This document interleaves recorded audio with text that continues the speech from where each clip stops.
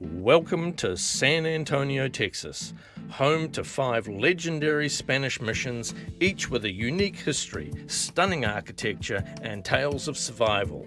These missions were built in the 1700s to convert, educate, and protect indigenous people. But today, they stand as time capsules of history. In this video, we'll walk through each mission leading up to the grand finale, the Alamo, the site of one of the most famous battles in American history.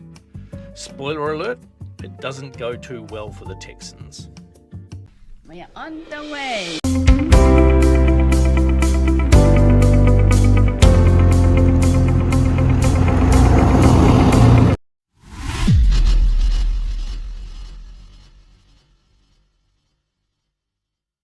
Nicknamed the Queen of the Missions, Mission San Jose is the largest of the 5 built in 1720. It had a full-on community inside, complete with housing, workshops, and even a grain mill. The church's rose window was one of the most famous pieces of Spanish colonial architecture in the US today.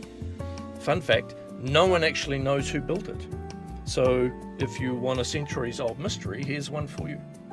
Also back in the day, this place had fortified walls and cannons, making it the mission impossible of the 18th century. Welcome back. We're on a mission to hit 1,000 subscribers so we can start donating our YouTube revenue to support families battling cancer. Join our journey, hit that subscribe button, and make a difference today. Now back to the video. So behind me are the living quarters of the native peoples of this area. As they were slowly learning all of the scriptures and things that were required to become Spanish citizens. So there'd be up to 20 people in these little tiny rooms, and all of the cooking and everything was done communally in these ovens that are situated outside all of the buildings. Now, an interesting thing, or somewhat horrific thing, is of course that a huge amount of the native people here have succumbed to European diseases such as smallpox, and the birth rate was unable to keep up with the death rate at the time. So of course, while the native population were learning how to become wonderful citizens of Spain, they were used as a labour force to grow food, animal husbandry, build buildings, and do all of that mucky manual work that the Spanish colonists probably thought were a little bit below them. Now, of course, the death rate was such that the Spanish needed to continue to replace the native people here, so they'd send out raiding parties on horses to go and round up the natives that were still living out on the land and bring them in to be converted into Catholicism and learn how to be wonderful Spanish citizens and expose them to all the diseases. And again, as always, the churches are still in use today.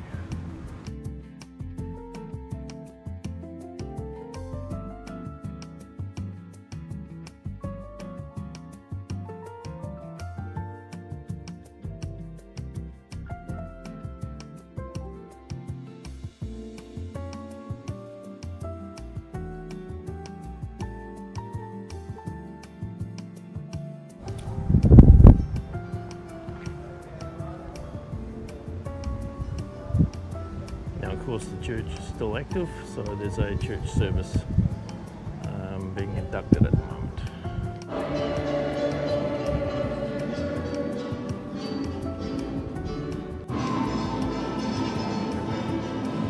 This window behind me was used by the Catholic priests to preach to the neophytes, which were the Native Americans who were waiting to convert to Catholicism.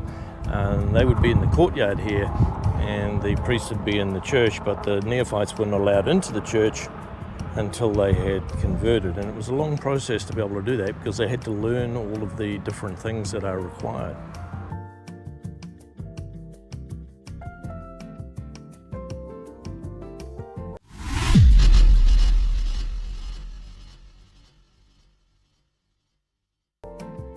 Mission San Juan was San Antonio's grocery store before grocery stores were a thing.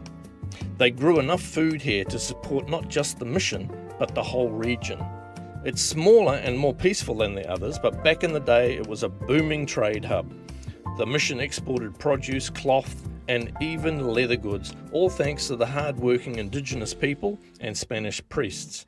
Now it's a great place to take a quiet walk.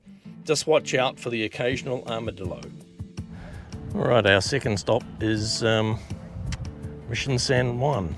Have a look at the architecture. It's very similar to the Alamo, but of course the Alamo being of national significance is operated by the federal government, and the 4 other missions that we are visiting today are operated by the Texas state government. Okay, so this mission behind me was originally meant as a grain storage and was used as a church temporarily until the new church was going to be built, which would have been much larger. Unfortunately, the new church was never built, and this remained as the church in the area. So hopefully we can get inside. It all looks like it's shut up at the moment, but we'll give it a try. So this building here is what remains of the unfinished church.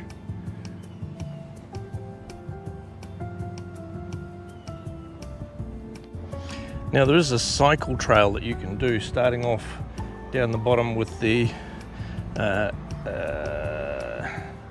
Espada, then up to the San Juan, and from the San Juan to the San Jose, and then to Mission Concepción, and right up at the very top is the Alamo. And of course the places have got these e-bike rental stations. So yeah, you can hop on a bike and do the bike trail.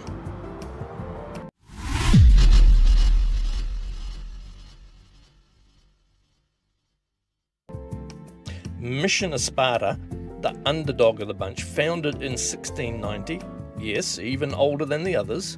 It's got charm, history, and some of the oldest Spanish structures in Texas. One of its coolest features, the Espada Aqueduct, a water system built in the 1700s that still functions today. I can't even get my lawn sprinklers to function today. It may be the smallest of the 5, but it played a big role in sustaining the Spanish settlements. Okay, Janie, so where are we at? What is Mission Espada. Mission Espada. Okay, so this is one of 4 missions that we're hoping to visit today, is that right? We'll see how good it is. We'll see how it goes. All right, let's go have a look. So the mission was built by the Spanish, obviously, to protect their lands from any incursions from like the Indians and things like that. These are the ruins of the fort which was attached to the mission. Now, of course, it changed hands from the Spanish during the Spanish-Mexican War. And then it became Mexican, and then, of course, it changed hands again to become part of Texas. So the foundations of most of the buildings have been restored so that people can get a visual idea of the size of the thing. But every now and again you'll run across things like this where you've got this bit of timber above a door. If it's got a bit of timber like this above the door, then it's been added or restored at a later date to when it was originally constructed, because they didn't use timber in the original constructions. So that's a giveaway that something else has happened here. They've either had something cave in, or they've added a door in here. So yeah, interesting. So this was rebuilt as a school in 1932. So of course the original doorways and windows and things like that were constructed with the stone, and this is all like brick, so I presume that's been replaced, but this is how the original ones were. There's no timber in here holding anything up. And I just found this, which proves that I'm not talking through a hole in my head. So there we go. So the facade of the church is the only original piece that's still standing. And interestingly, at the base here is the foundations of an extension that they were going to do to the church, which never actually happened.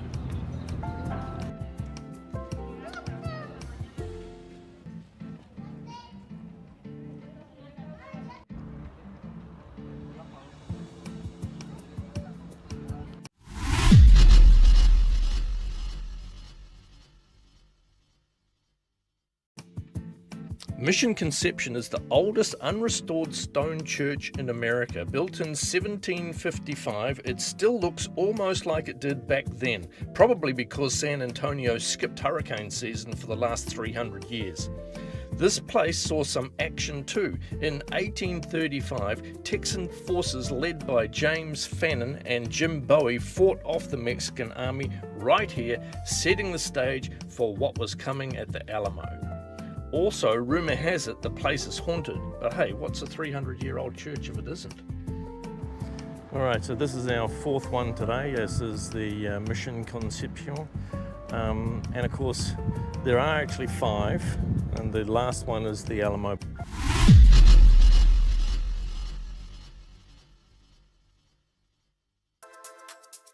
And now the one you've been waiting for, the most iconic mission in San Antonio, the Alamo.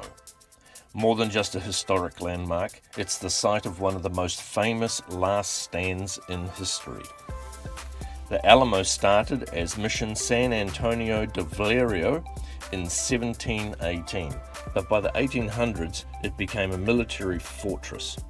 Texas settlers, or Texians, were pushing for independence from Mexico, and General Santa Anna was not happy about it. So when Texanians took over the Alamo in late 1835, Santa Anna marched in with thousands of troops. Let's say negotiations were not going to go well.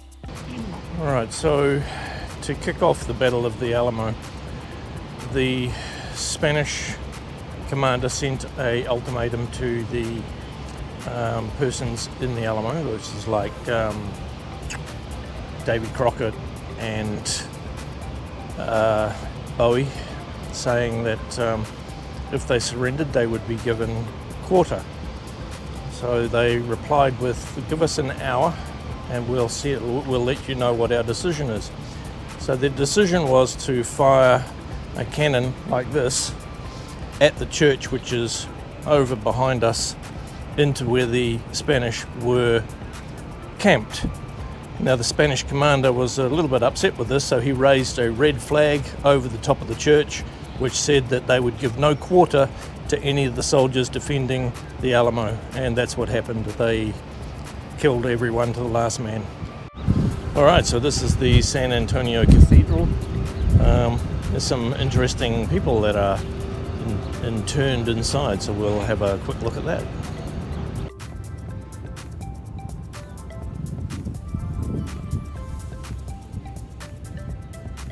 So interned here is Davy Crocket, and the guy that made the Bowie knives, and Travis.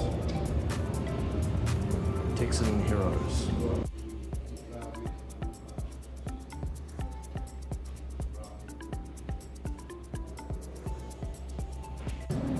And of course it's a church which is still functional, and there is a wedding going on inside.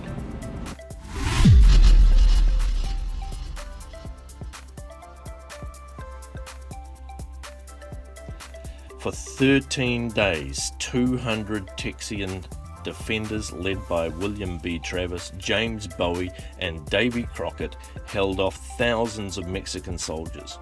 Travis even wrote a letter saying, "Victory or death." Unfortunately, it was the second one. On March 6, 1836, Santa Anna's forces stormed the mission. The defenders fought fiercely, but were ultimately overwhelmed. So this area down here is called like the Low Fort or something like that. That is where Bowie was killed.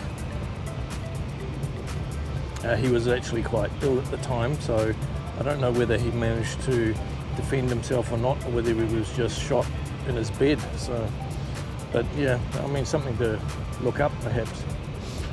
Alright, so of course this is the iconic mission, which is part of the Alamo complex.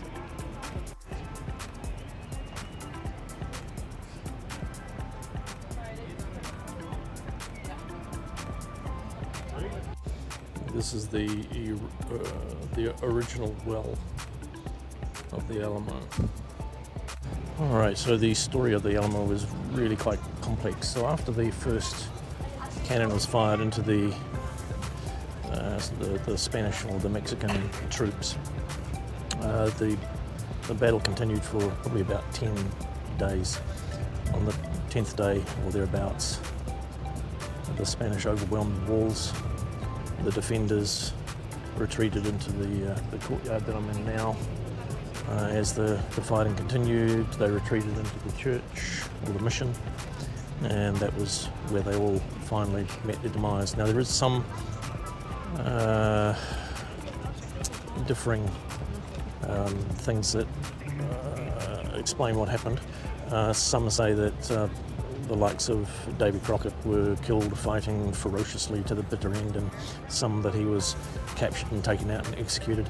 But any of the defenders that were captured were executed.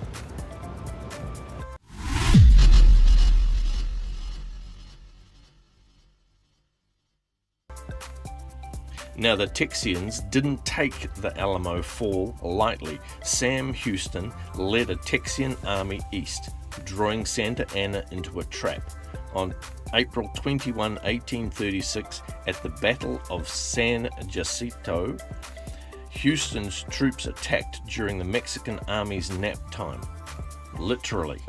In 18 minutes they won the battle and Texas became independent. Now after they had finished with the Alamo, the Mexican army started heading northeast towards what's now known as Houston. And as they were travelling, one of the captured women was leaving little notes behind for the spies to take to General Houston.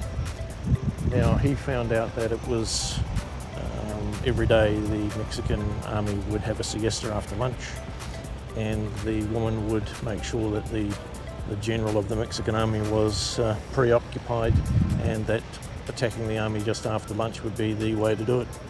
So General Houston led his men, attacked the Mexican army just after lunch during their siesta, and routed the Mexican army. They captured the general of, or the president of Mexico at the time, and forced him to sign over Texas to the Texans. So therefore Texas became a republic.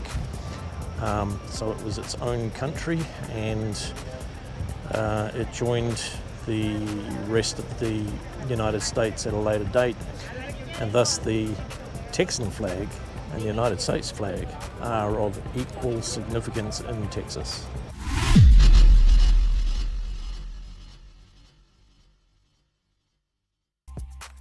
After the battle, the Alamo became a symbol of Texan resilience. Over the years, it was used as a military outpost, a warehouse, and even, get this, a grocery store. Now it's one of the most visited historical sites in the US, standing as a tribute to those who fought for Texas independence. Of course, we can't visit the Alamo without going into the mission, so that's where we're heading now. This is the little hospital room. Inside the mission at the Alamo is very busy.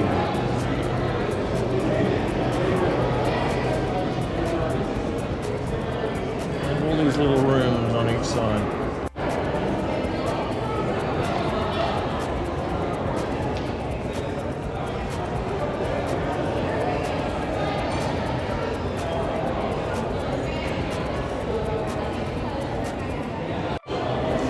The defenders of the Alamo, they actually built a ramp at the back of the church here for the mission, and they positioned 2 cannons up the back there, and those cannons were pointed at the front door. The Alamo isn't just a mission, it's a symbol of bravery, sacrifice, and the fight for freedom. So when you think of Texas history, remember what Sam Houston said. Remember the Alamo. Alright, so behind me is a memorial to the people that gave their lives at the Alamo, because their bodies were burnt, so yeah, they don't have individual graves. So, Janie, there is a iconic battle cry. That, Remember remember the Elmo. albino. The albino. Alamo. Remember the Alamo, and that was from which army? I don't know. Big city's named after him.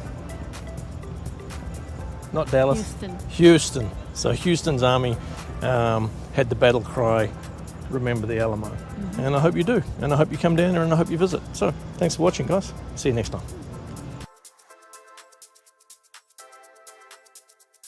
Oh, you're still here. You might like one of these videos next.